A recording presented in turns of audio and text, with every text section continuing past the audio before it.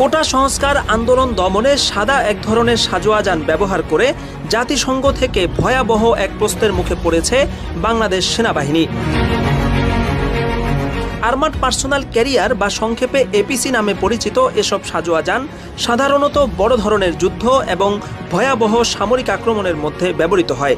জাতিসংঘের তরফ থেকে অত্যাধুনিক এসব সাজোয়া যান বাংলাদেশ সেনাবাহিনীকে দেওয়া হয়েছে বিভিন্ন দেশের শান্তিরক্ষা মিশনে ব্যবহারের জন্য। আফ্রিকা মহাদেশের কয়েকটি দেশে শান্তিরক্ষা মিশনে কাজ করছে বাংলাদেশ সেনাবাহিনী। এ সময় বিদ্রোহীদের সশস্ত্র আক্রমণ প্রতিহত করার জন্য এসব সাজোয়া যান প্রদান করা হয়। এগুলো কোথায়, কিভাবে, কোন পরিস্থিতিতে ব্যবহার করা যাবে সেটার পরিষ্কার একটা বিধিমালাও দেয়া হয়েছে। কিন্তু সম্প্রতি কোটা আন্দোলনকে কেন্দ্র করে বিক্ষোভ দমনে কারফিউ জারির পর সেনাবাহিনীকে এসব গাড়ি নিয়েই সড়কে টহল দিতে দেখা যায়। এরপরেই বিষয়টি জাতিসংঘের দৃষ্টিগোচর হয়।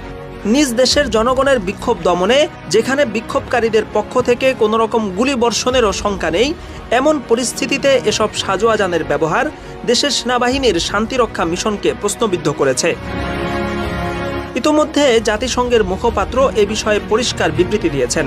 এ সময় জাতিসংঘের লোগো সম্বলিত এসব সাজোয়া যান ব্যবহারের বৈধতা নিয়ে তিনি প্রশ্ন তুলেছেন। একই সাথে এই কাজের জন্য জাতিসংঘের তরফ থেকে বাংলাদেশ কর্তৃপক্ষের কাছে জবাবদিহিতামূলক নোটিশ পাঠানো হয়েছে বলেও তিনি জানিয়েছেন। UN marked vehicles that may have been used during the developments we've seen in Bangladesh over the last few days.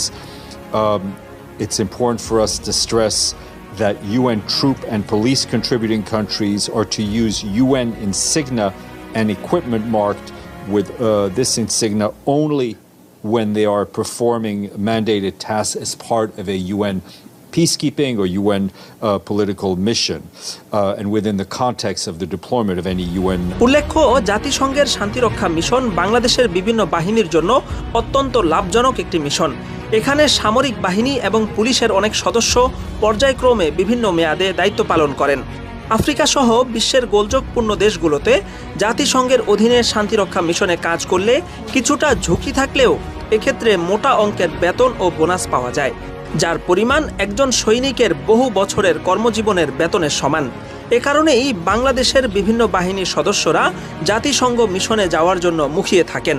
এসব মিশনে তাদের জীবনের নিরাপত্তার জন্য বিভিন্ন সাজোয়া যান এবং হেলিকপ্টার প্রদান করা হয়, যেগুলো শান্তির প্রতীক হিসেবে সাদা রঙের হয়ে থাকে। মূলত এই ধরনের সাদা অনেকগুলো এপিসি ঢাকার রাস্তায় নামিয়েই বেকায়দায় পড়ে গেছে বাংলাদেশ সরকার ও সেনাবাহিনী। নোটিশের জবাব তো দিতেই হবে। এছাড়া ভবিষ্যতে জাতিসংঘের শান্তিরক্ষা মিশনে বাংলাদেশ পুলিশ ও সেনাবাহিনী সুযোগ পাবে কিনা সেটা নিয়েও তৈরি হয়েছে বড় রকমের অনিশ্চয়তা।